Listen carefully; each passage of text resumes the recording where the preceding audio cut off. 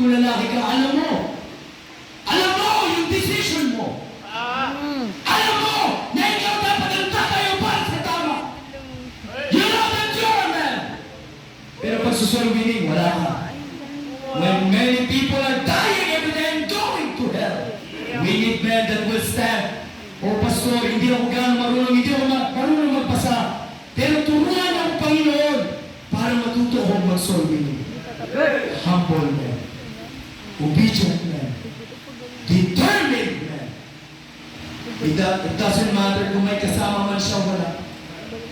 It doesn't matter kung wala man siyang armor, tirador lang yung gamit niya. It doesn't matter. He is determined because he knows that he has God. Good. I'm challenging you, first of all, para sa mga senior na lalaki natin. In our Bible college, there are students that don't have sight. Bulag! Pero nasa Bible college. Lalaki yun! Kung alam kong tunay na lalaki yun. Bakit? Bulag siya, pero nag-aaral. Paano nangyari yun? Diyos. Good. Sa ating Bible college, may mga lalaki na tumatay, even ladies, that are 89 years old, and still willing, don't have any excuse. Pwede na sabihin, Pastor, matanda na ako eh. No excuse. They are willing to obey God and serve God. Why? Because they know that they are a man. Good. Alam niyo mga kapatid, kaya tayo takot. We are trembling, we are fearful. Simple lang. Because we are measuring our strength in our own capability. Kanina, nakita natin, tawagin ulit natin. Pag nakapag. Nakita natin yung tangkad. Uy, malaki at maitim na tao to. Uy, matangkad na tao ito. Uy, champion ito. Di ba ata kaya ito? I can feel this. Kayo na lang. Kayo na lang, dito na lang ako mag-predict. Dito na ako mag-iossi. Dito na lang ako mag-cellphone. Yan ang mga lalaki na meron tayo ngayon. Pero bibihira.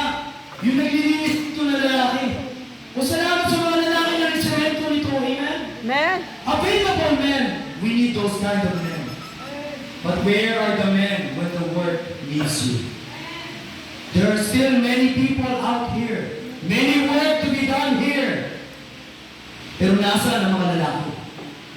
Goliath is calling. Hindi si pastor na nagtatawag. Hindi yung mga kapatiran na nagtatawag. Hindi yung mga Diyos ang tumatawag. Yung mga tao na that don't believe God. They are mocking us, calling us. Yan ba? Di ba kayo mga Kristiyano? Di ba? The Baptist Church, CSI, ako yung kalaban mo, ako yung kaaway mo. Patuloy niyo ako, bigyan niyo ako ng lalaki, harapin niyo ako. Nasa ang mga lalaki. Good. Alam mo, ang maganda, and finishing na. Pag tumayo ang lalaki, sigurado may tatayong babae. Amen? Our ladies, praise the Lord for you. This lady. By your strength, limited strength, you are trying to stand for God. Good. Amen? And sometimes, kapag tumayo yung babae, nakakalungkot, pag tumayo yung babae, saka nagtatayo yung lalaki. Balik ka rin natin! Dapat maunang mo na lalaki! Bakit? Tayo dapat ang magproprotekta sa babae. Amen? O salamat si David, thank you. Protect the ladies. Kahit mukhang bata, pogi face, pero hindi siya natao. With all the courage, strength, and determined mind to trust the Lord, he faced Goliath. Yan ang sikreto ng power ng pagiging lalaki. It's all in our availability, it's in our obedience to God, and finally, determination to follow God continuously. Alam niyo, yan ang skill natin bilang lalaki. Pwede ka magtuloy-tuloy. By the way, nakakapagtuloy-tuloy ka sa sigarilyo mo, pero ba't di ka nakakatuloy-tuloy sa Bible mo? Nakakatuloy-tuloy ka sa girlfriend mo, ilang taon na kayo? Alam niya lahat na yung people dito eh.